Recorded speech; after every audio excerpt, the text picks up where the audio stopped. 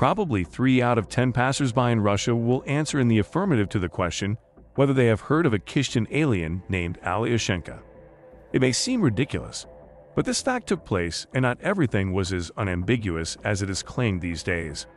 Hello everyone, my name is Strange, and I believe that people should know the truth. I had at my disposal a secret essay that was conducted by the Special Services in the Russian Federation. The essay tells about an event that happened in the Urals in 1996 in the vicinity of Kyshtym, Kaolin village, Chelyabinsk region.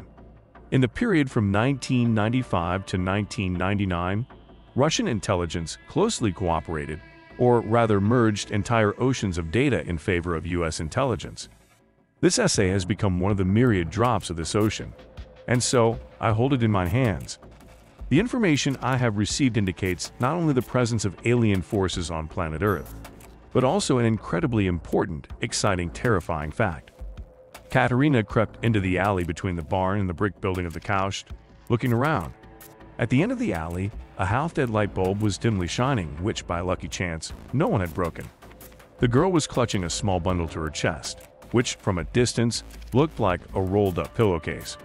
Coming out of the alley, Katya ran across the street and walked briskly, on straight legs, towards the garbage heap near the cemetery. She looked around, hearing some drunken swearing in the distance, and with a trembling hand turned out the bundle. Something fell on a pile of garbage mixed with rotten foliage and earth, and made a barely audible whistle. Katerina crossed herself briefly when she saw the cross over the small cemetery chapel, and ran with a quick step to the alley. Everything that happened to her before and that night, she swore to keep inside her heart until the day she died. It was not even 6 a.m. on the clock when Tamara Vasilievna Prosperino went out to her usual trade, which became familiar to many after 1991, collecting bottles.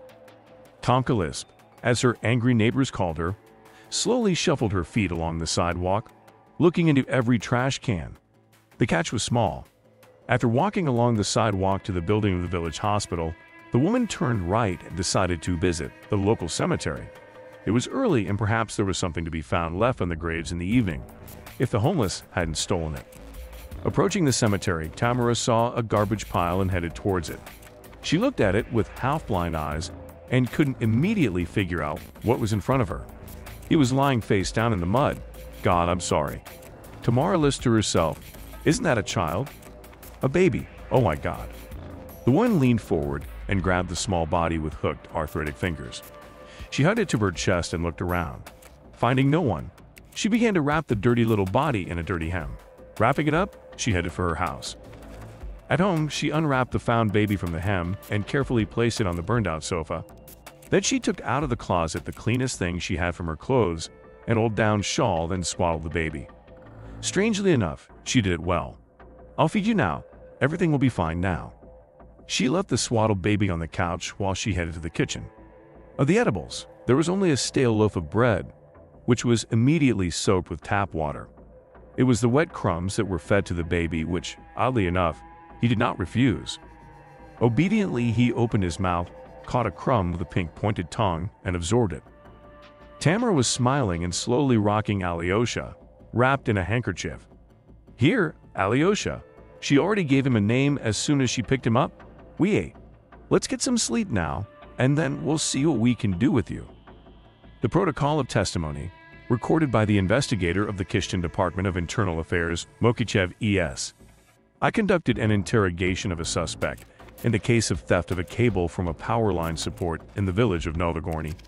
During the interrogation, the suspect in the V.F. Nerdinov case testified that he had a mummy of an unknown, humanoid creature in his garage.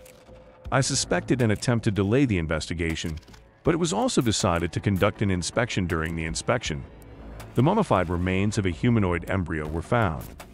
A criminal case has been opened on the fact.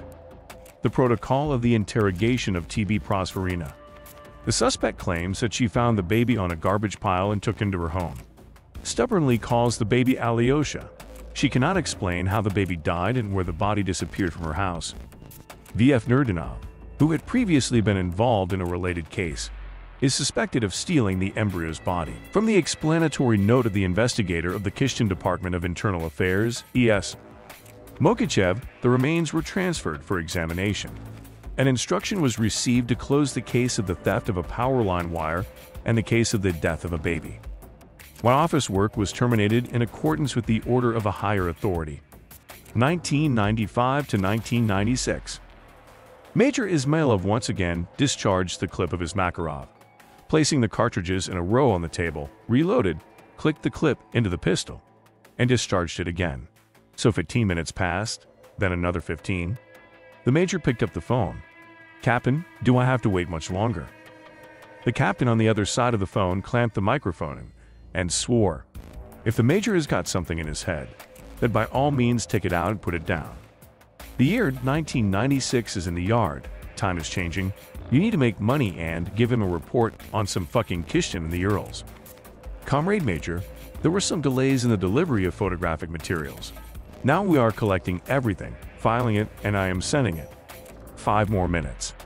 The major just hung up. The captain heard the beeps. "Wow, well, it's okay, I'll eat in with you." After 5 minutes, Major Ismailov was reviewing the report. He was especially interested in the photographs. There were only 3 of them, and all showed from different angles the mummified remains of an incomprehensible creature, no bigger than an adult man's elbow. Very thin, withered arms and legs, and open abdominal cavity. But what really surprised me was the head. A small face, distorted during mummification, probably by salting, the size of 2 matchboats, high arches of the skull, consisting of 2 lateral bone arches, along which a wide frontal arch ran in front. The back of the skull was similarly opened, the brain substance was missing. Yes, they have always been famous for their dashing in the Urals. They took Alyosha and blew his brains out. The major grinned and looked at the table, on which there were hardly 8 cartridges from the PM. The major gathered them in his palm and began to load the clip. He put the photos aside and picked up the folder with the report. He began to skim through leaf after leaf, filtering out the main thing with his cold mind and tenacious eyes. From the official report of the FSB Analytical Department. As part of the powers of the head of the Department of Investigations of Abnormal Incidents, I studied the initial report on the Kyshtym 1 case. Preliminary conclusions. The testimony of Prozorina T.S., who discovered the embryo, hereinafter referred to as the alien, claims that this is a human child. She answered evasive questions about the abnormal structure of the embryo. The testimony of the local electrician V.F. Nerdinov boils down to a single conclusion: the embryo has an extraterrestrial origin, an alien. During prolonged stay in the same room with the alien, V.F. Nerdinov experienced a feeling of nausea and dizziness, panic attacks, and repeatedly pointed out that in an unmummified form the embryo emitted a persistent protein odor, possibly traces of decomposition. The testimony of V.F. Nerdinov is confirmed by the testimony of the investigator of the Kyshtym Department of Internal Affairs, E.V. Mokachev. The creature was eviscerated and mummified by V.F. Nerdinov. It was not possible to preserve the internal organs of the alien. From the testimony of T.V. Prozorina's daughter, she personally saw the creature, claims that it was alive and tried to express itself with whistling sounds. It had bright yellow round eyes without eyelids, a flat, vertical pupil. The moment of the creature's death cannot be described. Major Ismailov cleared his throat. There was definitely something in it. My gut told me that there was something behind this essentially nonsense that could eventually turn into his personal elevation, if the case was properly excavated and then presented where it needed to be. The major cleared his throat again and looked dreamily at the ceiling, then stopped smiling and picked up the phone. "Captain, make me some coffee and hurry up." Ismailov pulled a sheet of blank paper towards him, signed the order on top, and began to print slightly clumsy lines, trying to write in block letters, so that the stupid captain would understand everything later. Conduct a detailed investigation into the Kyshtym 1 case, re-interrogate witnesses. In case of denial, conduct an interrogation in the local Department of Internal Affairs in a closed cell. Use active combat psychotropic substances and other stimulation methods. Regarding the subjects of the case after receiving the data, Prozorina TV to be transferred to a mental hospital for compulsory examination. A positive result is required to oblige medical personnel to cooperate. Then the major put a dash and carefully wrote the word vegetable on the paper, circling each letter several times. Nerdinova VF eliminate, if possible, an accident related to production. If the subject is currently not employed, then according to the circumstances. To E.S. Mokachev to clearly inform that the case has been taken under control, to take a subscription on non-disclosure. According to the circumstances, if there is no loyalty, liquidate it. Hide where the data leak came from. An employee of the Department of Internal Affairs of Kyshtym reported to the FSB office in Yekaterinburg, our recruited agent, a special order. It is likely that the embryo is of extraterrestrial origin. The statement is obviously considered true, while having a relationship with the woman who carried it. This is indicated by the fact that the embryo was found in a garbage pile, an attempt to hide pregnancy and childbirth.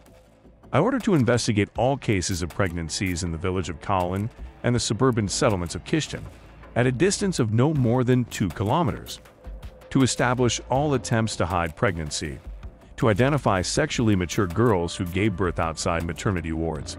If a specific object is identified, conduct an on-site interrogation, then stage it to the FSB Intelligence Department, Yekaterinburg, followed by transfer to a special FSB prison, Moscow region.